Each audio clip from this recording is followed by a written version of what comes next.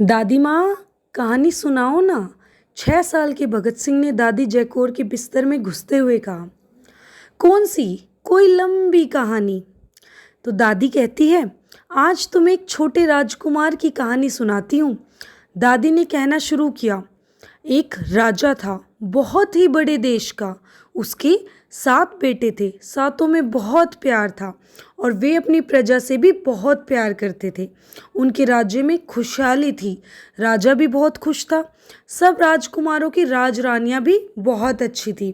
सबसे बड़े राजकुमार का एक प्यारा सा, बिल्कुल तेरे जैसा छोटा सा सुंदर सा राजकुमार था। सबसे बड़े राजकुमार की राजरानी बहुत सुंदर थी। वह उस छोटे से राजकुमार से बहुत प्यार करती थी। वह उसे बेटे की तरह रखती थी। एक दिन दरबार में खबर आई कि राज्य के सुदूर क्षेत्र में अकाल पड़ गया।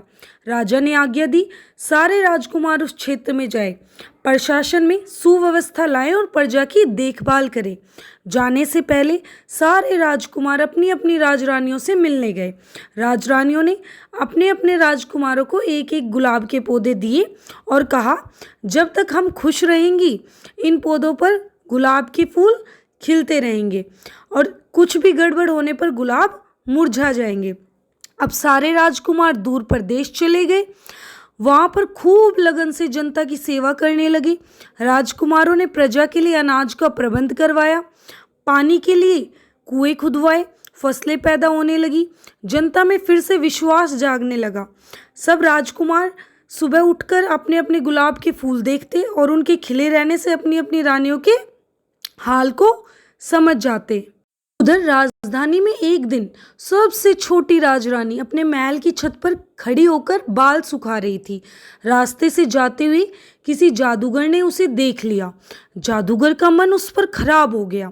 उस जादूगर ने साधु का वेश बनाया और छोटी राजरानी के महल में भीख मांगने के लिए आ गया। जब दासी भीख देने आई तो पाखंडी बने साधु ने कहा कि वह बहुत बड़ा योगी है और राजरानी का भविष्य बताने आया है। यह सुन छोटी राजरानी उस साधु से मिलने आ गई, पर जादूगर ने धोखे से उस पर जादू और उसे मोम की गुड़िया में बदल दिया, अपनी झोली में डालकर गायब हो गया।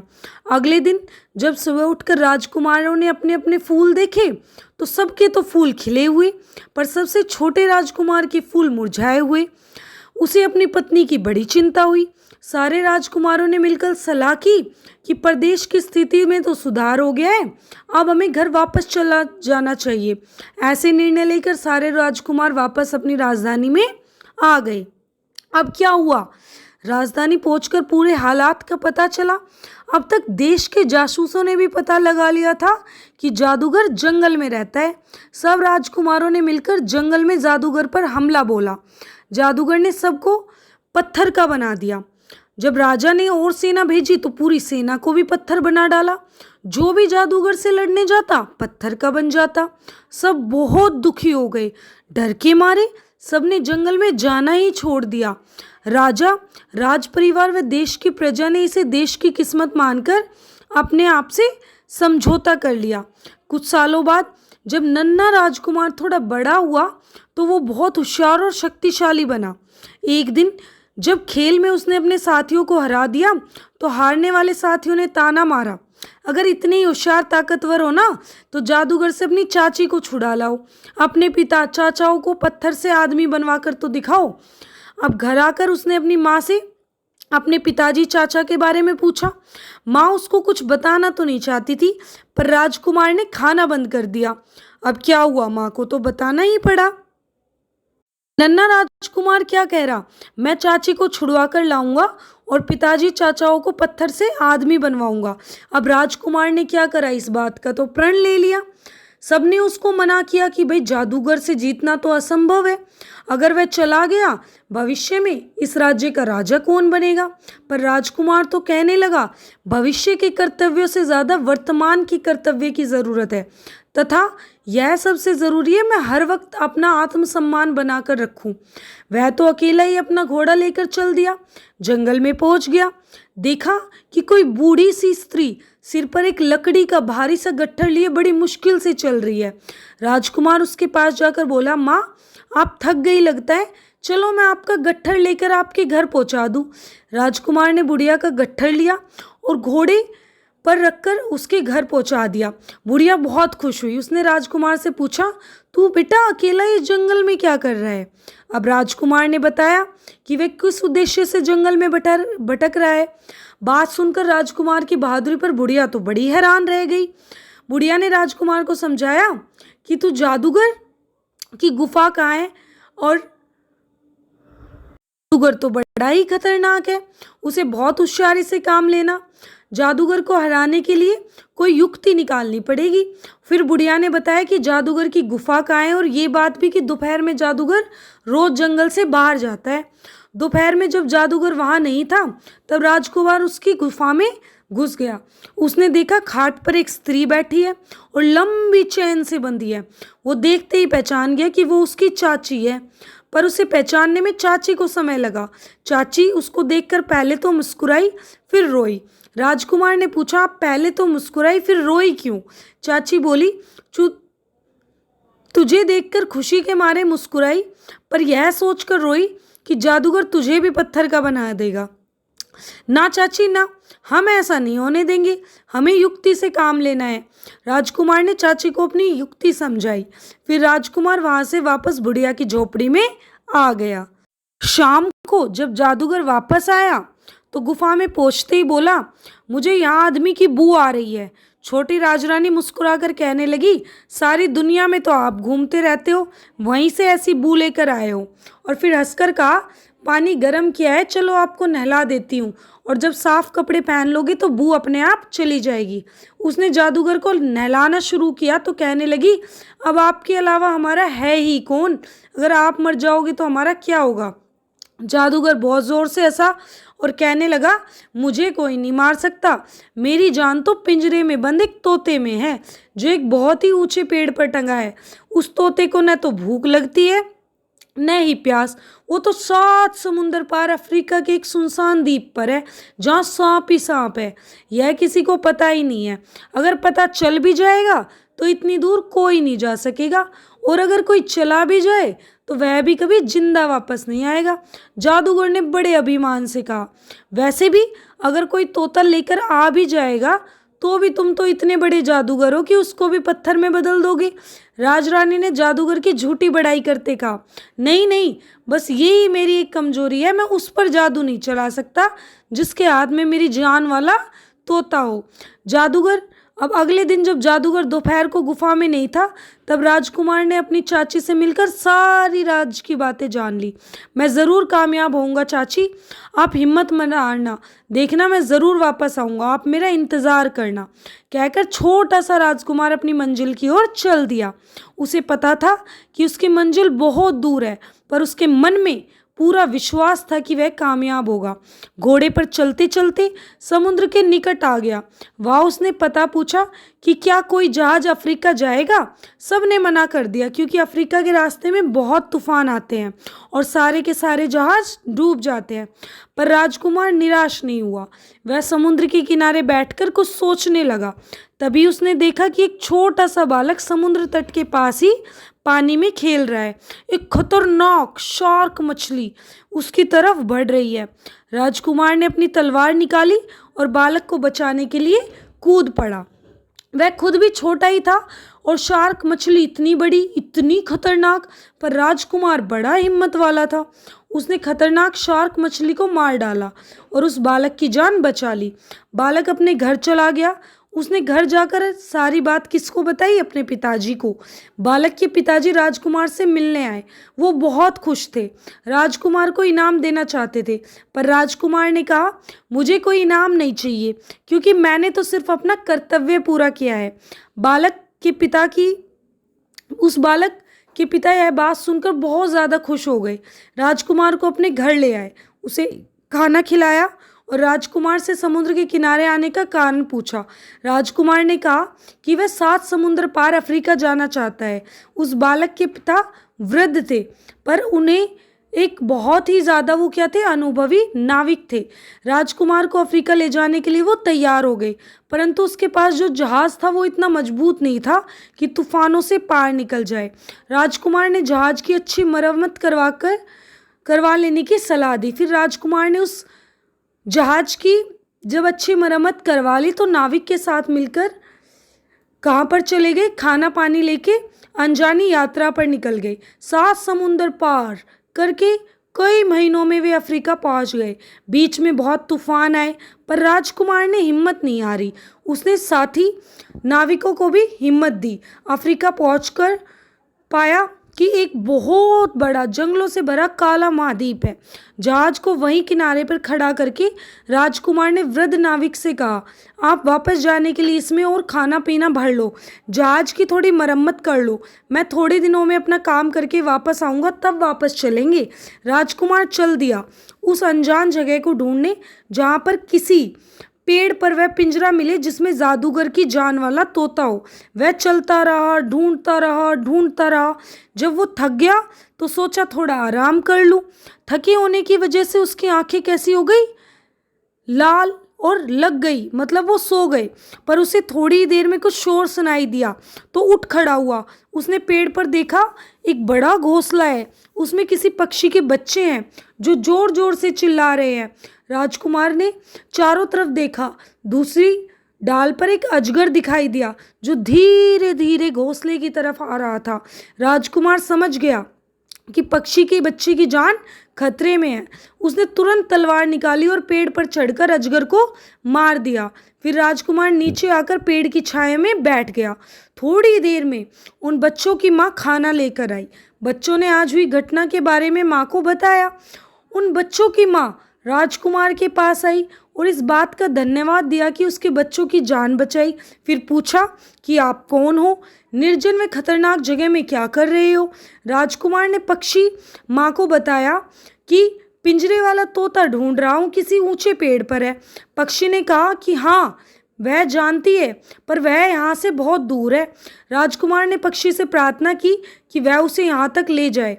मादा पक्षी अब तैयार हो गई। उसने अपने बच्चों के लिए 3 दिन का खाना रखा और उनको सुरक्षा की हिदायत दी। अब सब एक एक करके बारी बारी से घोंसले पर पहरा देते रहे। फिर राजकुमार को रास्ता दिखाने के लिए चल दी। दादी, क्या राजकुमार को पक्षियों की भी भाषा समझ आती थी? क्या उसने यह ज्ञान प्राप्त किया था? अब भगत सिंह ने पूछा, क्योंकि हमें तो जानवरों और पक्षियों की लैंग्वेज समझ ही नहीं आती। बेटा, मुझे नहीं पता, पर कहते हैं अगर किसी के अंदर दृढ़ संकल्प हो तो प्रकृति उसकी सहायता करती है, और प्रकृति में तो सब ज्ञान है। हो सकता है राजकुमार पक्षी की भाषा न समझाओ, पर पक्षी उसके इशारे को समझ गई हो। दादी ने भगत सिंह को समझाया। फिर क्या हुआ दादी? पक्षी रास्ता दिखलाती गई और चलती गई। फिर वे एक बहुत ही अंधेरे घने जंगल वाली जगह पर पहुंचे तो पक्षी ने उसे वहां रुकने का इशारा किया। वह आकाश में बहुत ऊपर उड़ी और जोर जोर से चिल्लाने लगी। उसकी आवाज़ सुनकर सैकड़ों बड़े बड़े गरुड़ पक्षी, जो सांपों के दुश्मन होते हैं, वहां आ गए। वह उन सबको लेकर उस जगह पहुंचे जहां बड़े पेड़ पर तोते वाला पिंजरा था। जब राजकुमार पिंजरे को लेने लगा तो बड़ा तो सांपों ने उस पर हमला कर दिया, पर गरुड़ पक्षियों ने सांपों पर हमला बोलकर उन्हें मार डाला। फिर राजकुमार पेड़ पर चढ़कर पिंजरा उतार लाया। फिर सब पक्षियों को धन्यवाद करके उसने अपने जहाज पर वापस आ गया। नाविक को तुरंत जहाज को चलाने का आग्रह किया और वापस आ गया। वहां से अपना घोड़ा लेकर तुरंत ही जंगल की तरफ दौड़ा जहाँ जादूगर की गुफा थी। गुफा से थोड़ी दूर पहले उसने तोते को पिंजरे से निकलकर हाथ में दबा दिया। इधर जादूगर को बहुत बेचैनी हो रही थी। वह गुफा से बाहर निकला। राजकुमार को तोते के साथ देखकर उसे बड़ा गुस्सा आया। वह उसे मारने दौड़ा। राजकुमार ने तोते की टांग तोड़ डाली। मुझे मत मारो, जादूगर ने राजकुमार से मिन्नत की। तुम पहले सब पत्थर बने आदमियों को वापस जिंदा करो। जादूगर ने जादू चलाकर सबको वापस आदमी बना दिया। अब मुझे छोड़ दो, मेरे राज्य में कोई भी दुष्ट जीवित नहीं रह सकता। राजकुमार ने ऐसा कहकर तोते की गर्दन को तोड़ दिया। अब जादूगर मर गया। गुफा में जाकर राजकुमार ने अपनी चाची को बंधन से मुक्त किया और सारा हाल सुनाया। राजकुमार के पिता व सब चाचाओं ने राजकुमार को गले लगाया। सारी सेना के साथ राजकुमार अपने पिताजी, चाचाओं और छोटी चाची को लेकर अपने देश की राजधानी पहुंचे तो बूढ़े राजा देश की पूरी प्रजा ने उनका स्वागत किया। राजकुमार ने हिम्मत, पक्के इरादे, मेहनत से अपना वादा पूरा किया। दादी, क्या राजकुमार को पहले ही पता था कि वह कामयाब हो जाएगा? बेटा, उसे पूरा विश्वास था वह अपने इरादे में कामयाब होगा, पर बड़ी बात इसको समझने में है कि कामयाबी सिर्फ एक बार विश्वास कर लेने से नहीं आती। इस पर विश्वास को लगातार बनाए रखना पड़ता है। अपने उद्देश्य की प्राप्ति के लिए निरंतर प्रयास करना पड़ता है। दूसरों की सहायता करनी पड़ती है, दूसरों से सहायता लेनी भी पड़ती है। दादी ने समझाया। दादी, क्या छोटा सा राजकुमार अकेले जादूगर को मार सकता था? भगत ने कहानी को पूरी तरह से समझने की कोशिश की। बेटा, कहानी वाला राजकुमार घर से चला तो अकेले ही था, पर अच्छे व्यवहार व बहादुरी ने उनको बहुत से दोस्त दे दिए। उनके साथ के कारण ही राजकुमार सफल हुआ। दादी ने बात पूरी करते हुए कहा, चलो अब बहुत रात हो गई, अपने कमरे में जाकर सो जाओ। दादी ने भगत को बिस्तर से निकालते हुए कहा, आप छोड़ कर आओ दादी, मुझे अंधेरे से डर लगता है। भगत ने दादी से चिपटते हुए कहा, बेटा, तू इतना छोटा भी नहीं कि घर के अंदर भी डरे। दादी थोड़ी सी सख्त हो गई। चल, नहीं तो बुलाऊं किशन को? दादी, किशन, दादी ने धीरे से कहा। जा रहा हूं ना दादी, जा रहा हूं। मैं छोटी चाची के पास सो जाऊं? ठीक है, जा। भगत सिंह दादी के कमरे से निकलकर सबसे नजदीक वाले कमरे पर दरवाजा खटखटाने लगा। यह चाची हुकुम कौर का कमरा है। चाची, दरवाजा खोलो। चाची, आज मैं आपके पास सो जाऊं? हाँ, आजा। चाची, आज दादी ने एक कहानी सुनाई जिसमें एक छोटा सा राजकुमार एक बड़े खतरनाक जादूगर को मारकर अपने चाचाओं को वापस जिंदा करके ले आता है। क्या मैं भी अपने चाचाओं को वापस ला सकता हूँ? हाँ बेटा, बड़े चाचा को तो ला सकते हो, पर छोटे चाचा को अब कोई वापस नहीं ला सकता। क्यों चाची? मरकर कोई वापस नहीं आता। छोटे चाचा की पूरी बात बताओ ना चाची। भगत सिंह ने आग्रह किया। तुम्हारे बड़े चाचा अजीत व छोटे चाचा स्वर्ण सिंह में बहुत प्यार था। दोनों हमेशा साथ साथ ही रहते थे। बड़े चाचा ने जब भारत माता सोसाइटी बनाई तो तुम्हारे छोटे चाचा उनके छपे हुए लेख लेकर ब्लॉगों में बांटते थे।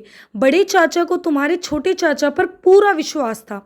अंग्रेजों के विरुद्ध लेख अगर किसी भेदिए को मिल जाए तो वे पुलिस को बताकर इनाम पाते थे, और ये भेदिए बड़े चालाक थे।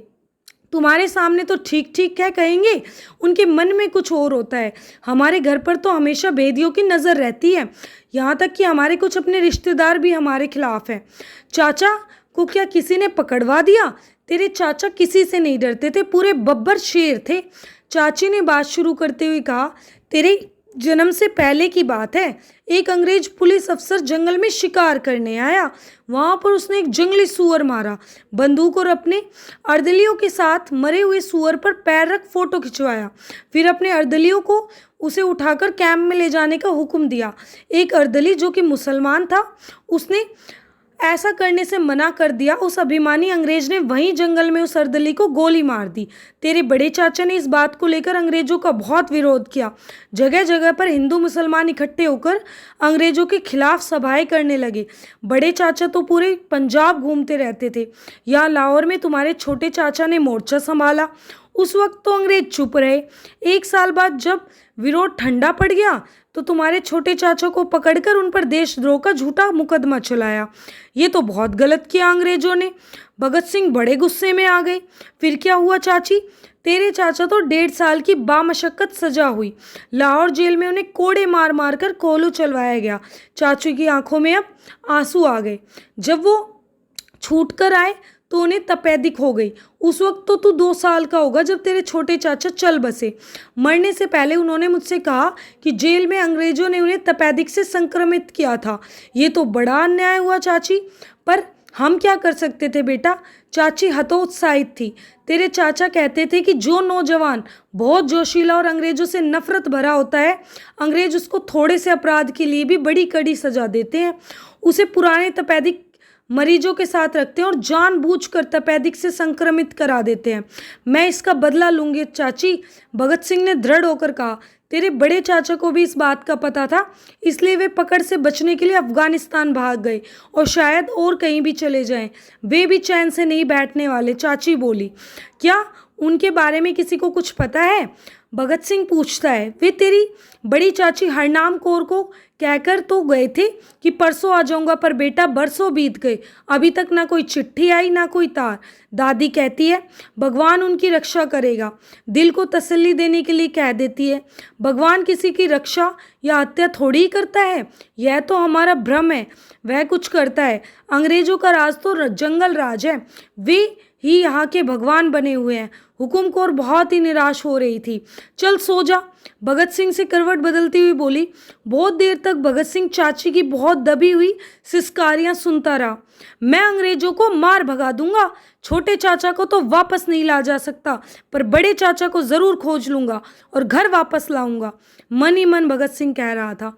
तो भगत सिंह की दादी ने उनको एक ऐसी मोटिवेशनल कहानी सुनाई, एक छोटे से राजकुमार की, क्योंकि अभी जो भगत सिंह है वो भी क्या है, एक छोटे राजकुमार है, छोटे से बच्चे हैं। तो उनकी लाइफ में ये बड़ा इफ़ेक्ट पड़ा उनके माइंड पर, और उन्होंने भी संकल्प लिया कि मैं भी अपने चाचा को ढूंढ निकालूंगा और उनको छुड़ा कर लाऊंगा, क्योंकि अंग्रेजों से बच के वो अफगानिस्तान चले गए थे। तो thank you, I hope you like this story, please recommend to others also. Thank you.